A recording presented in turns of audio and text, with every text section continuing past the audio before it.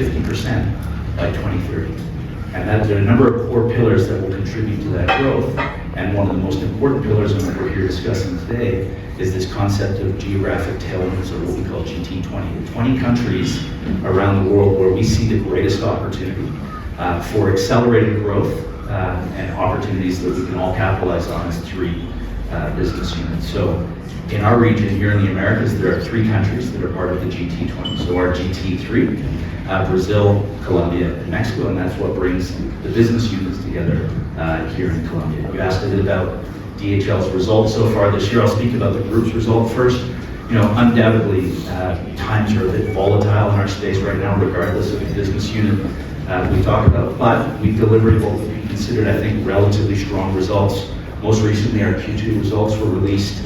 Our EBIT was 1.4 billion. It was actually up 6% versus last year, despite some of the macroeconomic headwinds that we faced. And I think it really does go to show the importance of, but I think more than that, the resilience of international trade. And the customer that you met is just one of thousands that we hope to expose the opportunities of global trade to. So I would say in our Express division, so I'm responsible for the Express division, we've definitely seen a volatile start to the year. Everybody hears the news and some of the trade challenges that we face, but with the right focus on both cost management and yield, we've actually also delivered strong results to start. And I would say, we consider ourselves sort of the certified international specialists. So we really do focus exclusively on making sure that our customers in the Express division have a good understanding of how the world is working and how we can help bring the world to their business and their customers. And for us in the Americas, I have quite a unique region, right? I've got Canada and the US in the north, but I'm also responsible for Mexico, Central, South America, and the Caribbean. Very different economies and actually very different circumstances right now. The US and Canada has some unique challenges, and I'm sure everybody reads the headlines, but I would describe Brazil, Colombia, and Mexico for us as sort of beacons of hope, actually, as it relates to trade. All 3 of those businesses for us this year are growing double digits. They are the reasons why those markets are the reasons why we're investing as heavily as we are, and we see nothing but opportunity. We've got real confidence in global trade, the resilience of global trade. We just heard from 3 customers here in Colombia just in a session before this, and I wrote down a comment: change is inevitable, but growth is optional. And we're choosing the option of growing and growing by 50% and growing in these markets because we see a strong opportunity, whether it's large multinationals, and we had 3 up here with us, or the myriad of SMEs that make up the majority of the companies in the region. So we feel very positive about these 3 markets, and we're excited to be here. Thank you so much. More than 2/3 of that $500 million. And I think what we are building is infrastructure in warehouses, investing in technology, investing in the certification of our people, because we, as I was representing, 43,000 employees in the main division, people is super important. We can have the best warehouses or the best systems, but if we don't have the best talent, we cannot provide the best quality of the services. And that is the commitment we have with our customers, just the best quality service. So this is the motivation we are here, and we are very close to the customer, motivating the people to deliver the high quality services, to continue supporting customers as you were visiting in Barranquilla, that they are able to manufacture and export outside of Colombia or for its domestic markets. Amazing, thank you so much. Mexico, Brazil, and Colombia. If I look at the first half of the year, the growth rates that we've had in those 3 countries combined are double what we've had in the rest of the region. So it really goes to support what Andrew and Augustine have mentioned about the strategic importance of these 3 markets to drive what we would call GDP plus or above GDP growth.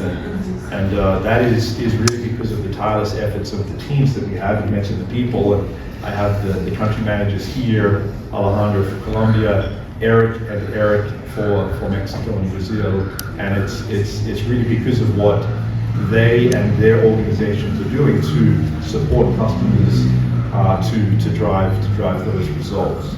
Now, as it relates to the topic of renewables, and I may broaden it a little bit to talk about what we call the new energy sector. But in fact, this is a sector that is incredibly dynamic right now, both globally but specifically here in this region. And if the major trends that are really impacting it, firstly, you've got a massive trend of demand, right? So there is significant expectations for energy demand increases over the next decades, right? And this is coming from probably two main areas. One is the continued industrialization of nations, and we heard this morning from two economists from Colombia here about the efforts of the Colombian market to really drive export business, right? To get into more industrial value-added export business. Well, that has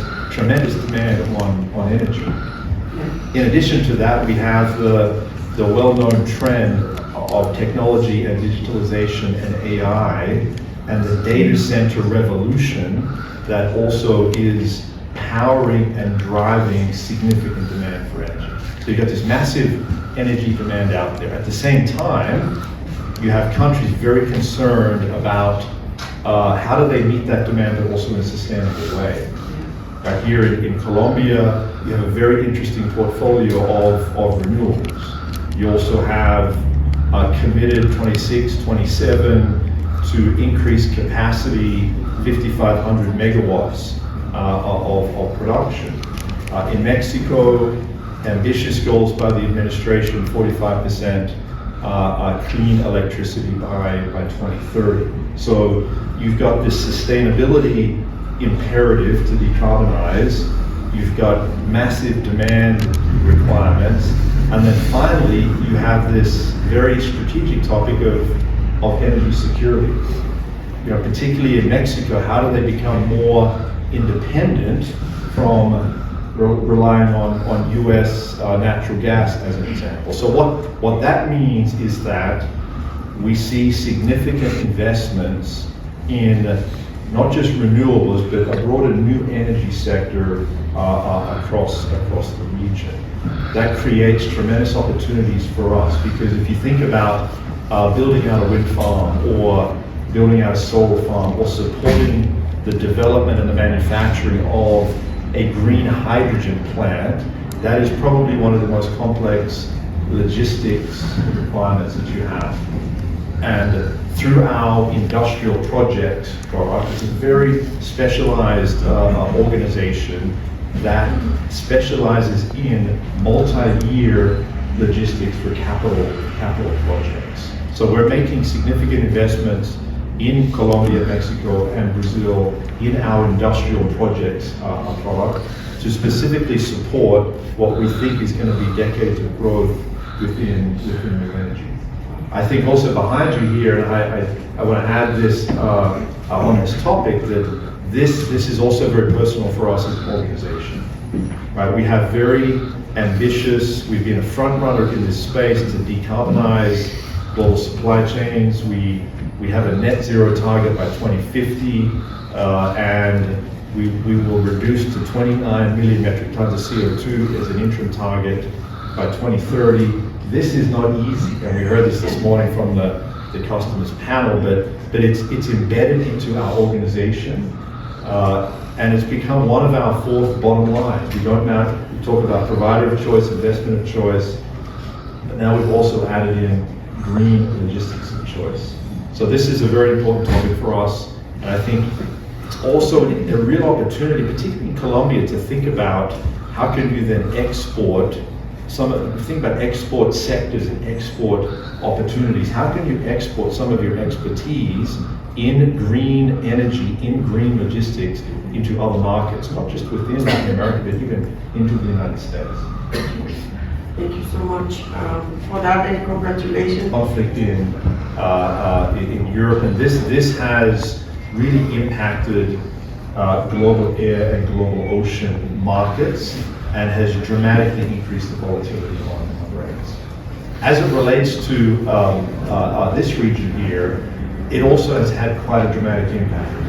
And we have seen a tremendous amount of front loading of inventory that was resulted due to the tariffs, and that has kept the rates high. And today we see now still quite high rate levels on the Asia, Latin America ocean freight lanes. What we've also seen is a switch in ports. Less on the Caribbean ports, the volumes there are down 3 to 4% the first half of the year. More focus now on the Pacific ports. Volumes are up 5 to 6%. Here also very important new trade routes that are opening up. India, markets from India into Latin America, we're experiencing 20% plus growth on those trades. And it's not just in lower value commodities, but we're now seeing higher value in automotive, some pharma components as well. And these are from companies that, again, back to the pandemic, really implemented a very intentional China plus one, China plus X strategy. So now we see these new routes developing in India, Mexico, Vietnam, to Brazil, and I think this is where a lot of the opportunities come.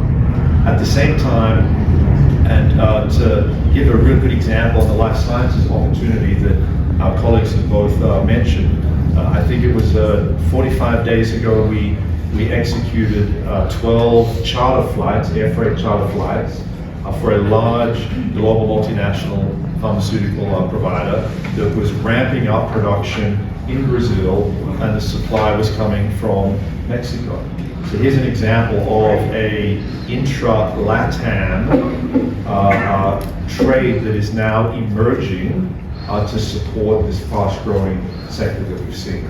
Maybe the final point here in terms of solutions that we offer to customers, because one of the challenges, particularly with small and medium-sized enterprises, if you ask them, how is price volatility good for them? No, it's not. They need to know, what is the rate going to be if I ship a container from Mumbai to Barranquilla? I need to know what that rate is. It can't change every month because I can't change the prices to my customers. So we've developed a few pricing solutions to give them price certainty for a period of time, 3 months, 6 months, 12 months. Or if they wish to play in the spot market, we have a new tool that we've launched, our My DHL quoting book, where they can immediately go online and get a real-time quotation and then book that shipment. So these are solutions to help them. Either they want continuity of price so that they can then be sure in their end markets, or they want to play the spot market. I think these kind of solutions are very important, particularly in the small and medium-sized sector. Wow.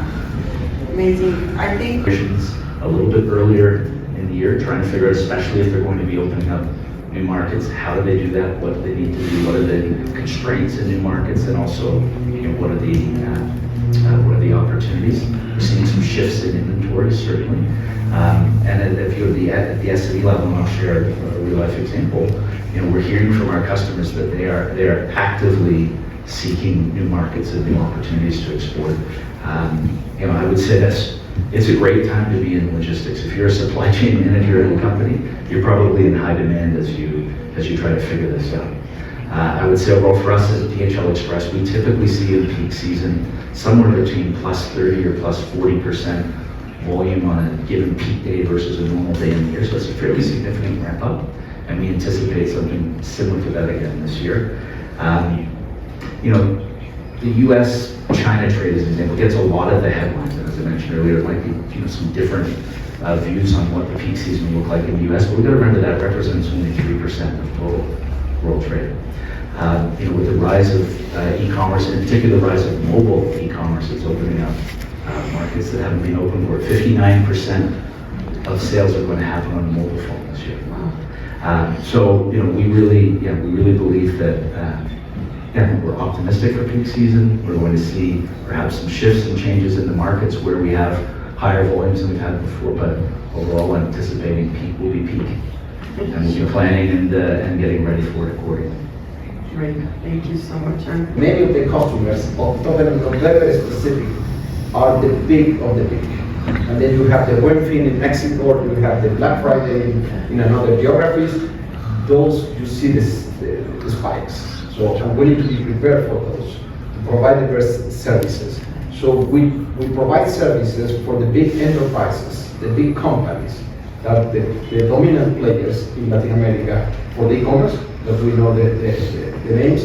And we also play an important role for the SMEs, that we have a solution that we call DHL Fulfillment Network, where we leverage with our colleagues the imports or with the last mile deliveries with the express, and we do the fulfillments, and we do all the entire solution with the high technology.